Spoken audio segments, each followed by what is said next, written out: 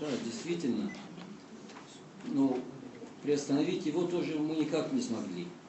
Вот я буквально вчера был в командировке, только вернулся, не имел даже информацию от первого заместителя, что он имел с ним непосредственную беседу. Может, он ответил? Дело в том, что у нас есть достаточно средств для того, чтобы пригласить.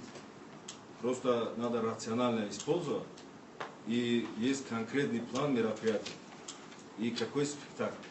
Поэтому мы договорились со всеми руководителями театра, а это в этом году будет.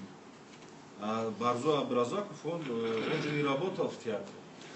Он по договору работал. Также он не нашел работу. Это я не считаю, что он не нашел работу. В данный момент требует новый взгляд и новый подход. То, что говорим, это одно, а надо делать. Поэтому, если есть сценарий, если есть какие-то предложения, пожалуйста, мы будем его одобрить, и мы будем сотрудничать.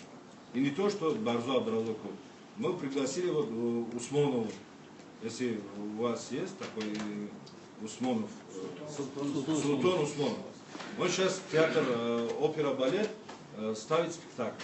И в дальнейшем будет он тоже будет как руководитель театра, он будет работать в нашем театре.